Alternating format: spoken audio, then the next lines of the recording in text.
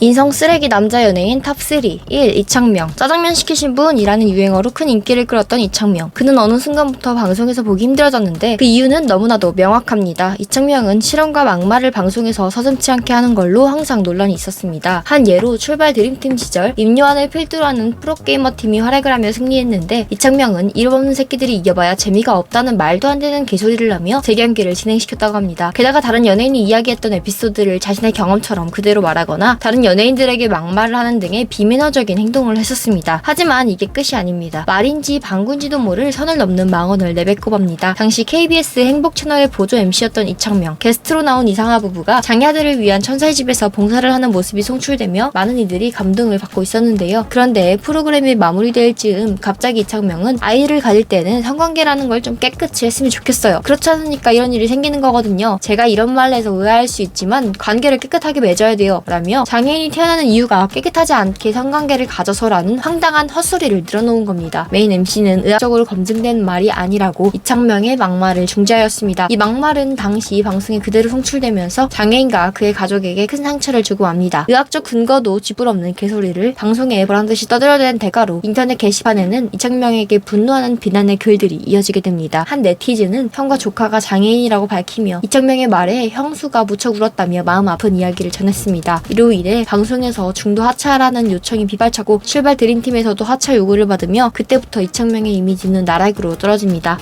2016년에는 운전 중 신호등을 들이받는 교통사고가 났는데 이에 이창명은 차를 버리고 도망가고 20시간 이상 가까이 잠적을 해버립니다. 사고 직전 출발 드림팀 PD와 술자리를 가졌었기에 누가 봐도 음주운전인데 본인은 아니라고 바바구겨댔습니다. 자신이 연락 안 된 건 배터리가 없어서고 사고로 인한 가슴 통증 때문에 급히 병원으로 가서 그런 거라고 말입니다. 어찌저찌 우겨서 잘 빠져나오나 했던 그때 사건을 파보니 사고 차량은 이창명 본인 명의로 된 유령 업체에서 리스한 차량임이 밝혀졌고 법인 명의로 차량을 등록하면 세제 혜택을 받기 때문에 실제 세금 탈루 목적으로 유령 회사까지 차린 것으로 밝혀졌습니다. 음주운전뿐만 아니라 세금 문제로 불법을 행하고 있음이 밝혀지며 출발 드림팀 MC에서 정식으로 하차하게 됩니다. 이창명이 음주를 했던 증언과 정황은 확실했지만 아니라고 잠수를 타버리고 바바구겨대는 통에 음주운전은 무혐의로 마무리되고 맙니다. 와, 양심 무엇. 현재 슬금슬금 방송 복귀를 시도하고 있으나 사람들의 시선이 고울 수가 없겠네요. 이휘재는 MC로서 굉장히 활발하게 활동을 했었는데 어느 순간부터 잘 안 보이게 되었죠. 그 이유를 들어보면 다들 납득할 수 있을 텐데요. 사실 이휘재는 논란 이전에 언행으로 문제가 많았습니다. 2006년 상상플러스에서 정영돈에게 가운데 손가락을 그러니까 빠큐를 날리는 모습이 편집 없이 그대로 방송을 타면서 논란이 되었습니다. 아무리 친하다고 본인이 해밍을 했기로서니 방송에서 더구나 공중파에서 법큐를 날리는 행동은 너무나 경솔한 행동으로 보여집니다. 하지만 이 정도는 귀여운 수준인데요. 무례한 발언이 도를 넘은 적이 꽤나 많기 때문입니다. 2010년 스펀지 남양 특집 1화에서는 무서운 장면에서 고개를 돌리는 이만기에게 이만기씨 화면 안 볼 겁니까? 하며 호통을 쳐서 진심으로 화를 내는 것처럼 비춰집니다. 본인은 개그를 친다고 쳤겠지만 9살이나 많은 이만기에게 가르치듯 호통을 치는 모습은 유쾌하지 않았고 당시 시청자 게시판에는 이휘재 때문에 기분이 나쁘다. 오히려 집중 더 안 됐다. 싸가지없게 그게 뭐냐? 라는 등의 비판을 받았습니다. 이 사건 이후에 비호감으로 크게 낙인 찍히게 된 계기가 있었습니다. 바로 연기대상 시상식 당시 보여준 무례한 태도입니다. 사실 이전부터 보여준 모습으로 이휘재는 시상식 MC로서 별로라는 여론이 대부분이었는데요. 시상식 3주 전부터 우려하는 목소리가 나오기까지 했을 정도였습니다. 아니나 다를까 무례한 태도는 또다시 논란을 만들었습니다. 정장위에 패딩을 입은 성동이를 보고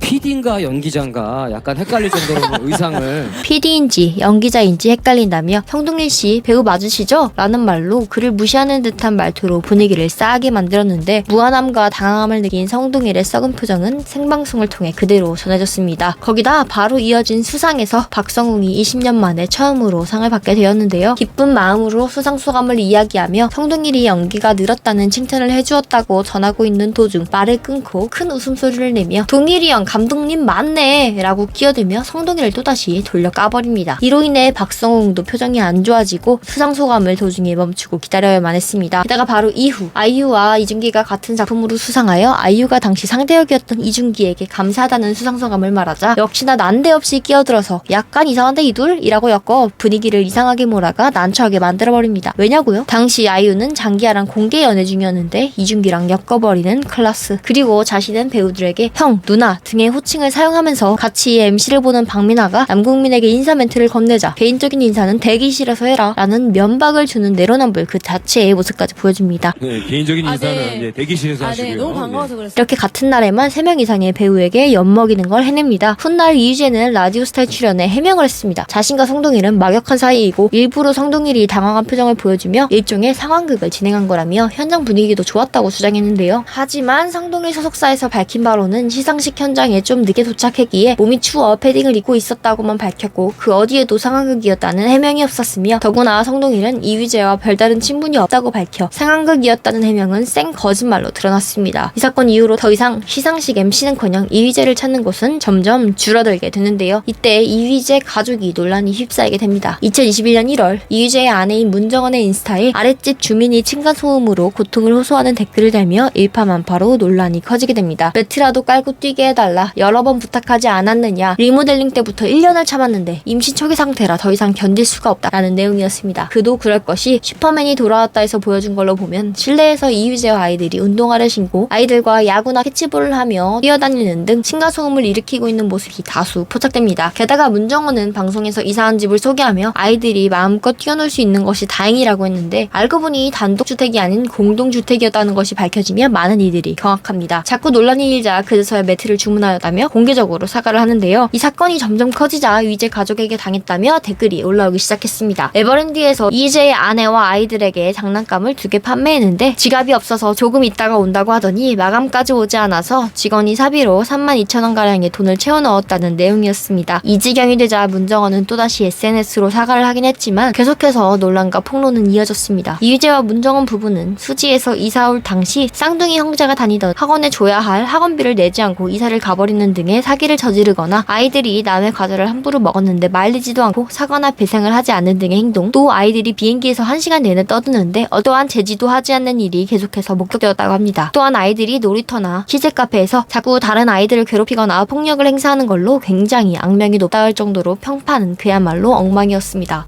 봐도 계속 나오는 눈살 찌푸려지는 소식에 맹비난을 받게 된 이휘재 가족은 현재 캐나다로 가서 지내는 것으로 알려져 있습니다. 대중들은 꼴 보기 싫었는데 잘됐다 라는 반응을 보이며 이휘재에게 등을 돌렸습니다. 3. 조영남은 개인적으로 정말 피하고 싶은 인간상 중 하나가 아닐까 싶은데요. 지금 가장 전성기를 누리고 있는 배우 윤여정과 12년간 결혼 생활을 했던 조영남. 12년 동안 윤여정은 배우의 재능을 썩히며 집안 살림에만 충실하게 지냈는데도 그는 가정에 무관심했으며 윤여정에게 대놓고 네가 못생겨서 같이 잘 수가 없다 라는 법 같은 막말을 하는 등 막장 그 자체의 결혼 생활을 했었다고 합니다. 인기가 많아 수입이 있었음에도 집에는 금전적으로 도움을 주지 않아 윤여정은 아이들과 생활고를 겪었어야 하고 그 와중에 여자들과 놀러다니는 모습을 보여주었습니다. 외도한 것을 들켰을 당시에도 적반하장으로 내연녀와 함께 같이 살자고까지 했는데요. 참지 못해 이혼을 하자 그렇게 많은 재산이 있었음에도 위자료로 5천만 원만 주었다고 밝혀졌으며 자신의 아들들에게 합의를 주었다 했지만 사실과 아주 다르다고 밝혀졌습니다. 그러면서 윤여정의 성격 때문에 이혼한 거라고 떠들고 다닌 탓에 안 그래도 이혼녀가 방송 재개를 하기 어려운 시절이었기 때문에 아이들과 미국으로 넘어가 한동안 거의 숨어 살듯이 했어야 했습니다. 진짜 더럽게 이혼을 내기에 윤여정은 조영남에게 언급당하는 것을 굉장히 싫어하는데요. 2021년 한국 배우 최초로 아카데미 여우조연상을 수상한 윤여정에게 나처럼 바람 피운 남자에게 최고의 복수라며 자의식 과잉의 인터뷰를 해서 많은 사람들이 그를 비난합니다. 낄끼 빠바라며 언제적 이혼인데 지한테 복수 타령인지 어이가 없다. 양심이 있으면 본인 입으로 거론하지 말아라. 윤여정 선생님은 신경도 안 쓸 텐데 왜 본인이 난리지? 라는 반응이 대부분이었습니다. 게다가 이혼 이후 친일 행보를 보여주는데 일본에게 일제강점기에 대한 사과 요구를 그만두자라며 맞아 죽을 각오를 하고 쓴 친일 선언이라는 책을 집필하기까지 합니다. 이 일로 일본의 혐한들에게 일본으로 귀화하라는 찬사를 받기까지 합니다. 본인은 자신을 속박할 것은 없다며 자신의 아나무인을 그럴듯하게 정당화하여 남들의 눈살을 찌푸리게 하는 사건들이 꽤나 많아서 열거하기에도 입이 아픈데요. 개벌은 남 못 준다고 여자 연예인들에게 성추행을 하거나 추파를 던진 일도 엄청나게 많습니다. 2011년 빅브라더스의 게스트로 소녀시대가 나왔는데 멤버들을 포옹하는 과정에서 유독 태연만 강하게 껴안으며 볼에 뽀뽀를 내서 보는 이들의 분노가 끌어오르게 만들었습니다. 나이차가 3배가 넘게 나는 후배 여가수를 상대로 지위를 이용해 성추행했다고밖에 느껴지지 않는데요. 프로그램 자체가 파일럿 프로그램이라 주목도가 높지 않아서인지 해명도 하지 않고 넘어가 버립니다. 또 2013년 섹션TV의 리포터였던 서유리가 신분을 통해 작품을 더 싸게 살 수도 있나요? 라고 물어보자 내 여자친구나 애인이 되면 가능하다 라고 장모님은 나이가 어떻게 되느냐? 라는 식으로 기분 나쁜 추파를 던집니다. 지 딴엔 농담이라고 던졌겠죠? 서유리가 지금에 비해 인지도가 훨씬 낮았기에 큰 논란 없이 이것도 그냥 넘어갑니다. 또 2014년 연예가 중계 촬영차 리포터 자격으로 집에 찾아 찾아온 레인보우 지숙에게도 결혼하자며 치근덕댔고, 당시 촬영분을 보면 결혼 얘기에 표정이 굳으며 슬슬 피하는 지숙의 모습도 그대로 볼 수 있습니다. 이때는 많은 이들이 해명을 요구해서 나이를 알고 나서 취소했다라며 해명했지만 그게 그거다, 뭐가 해명이냐 라는 반응을 보였습니다. 아니 이렇게 욕먹었으면 이제 그만할 때도 됐는데 이렇게 성추행을 하는 게 본성인 건지 2015년 제시에게도 또다시 결혼하자라는 개소리를 합니다. 첫 만남에 제시와 악수를 할 때도 제시가 손을 빼려고 하는데 일부러 맞잡은 손을 놓지 않아서 제시가 자연스럽게 자리로 끌고 안내하는 듯한 모습도 보였습니다. 죄송한데 진짜 더럽네요. 아무튼 제시 생방송 무대인데 가사도 안 내어오거나 직전에 말을 자꾸만 바꿔서 눈살을 찌푸리게 만들었는데요. 바로 옆에 탈의실이 있다고 말해줬는데도 그 앞에서 바지 지퍼를 풀고 윗옷을 다 벗어버려서 그 자리에 있던 제시와 여성 백댄서들과 카메라 감독 등을 당황하게 합니다. 가장 토할 것 같은 건 바로 입양 딸 성추행 의혹인데요. 잡지 신동아에 실렸던 인터뷰 중에 입양한 딸의 가슴에 대해서 언급합니다. 엄청 사정해야 한번 보여줄까 말까인데 정말 이뻐, 환상적이라고, 그렇게 성스럽고 아름다운 걸 브래지어 속에 꼭꼭 숨기고 다녀야 한다니 참 여자들은 이상해. 한참 예쁠 땐 절대 안 보여주다 늙어서는 언제 그런나 싶게 간수들을 안 하잖아. 이거 자연 법칙에 어긋나는 일 아냐? 라는 인터뷰 내용인데요. 죄송한데 잠깐 토 좀 하고 오겠습니다.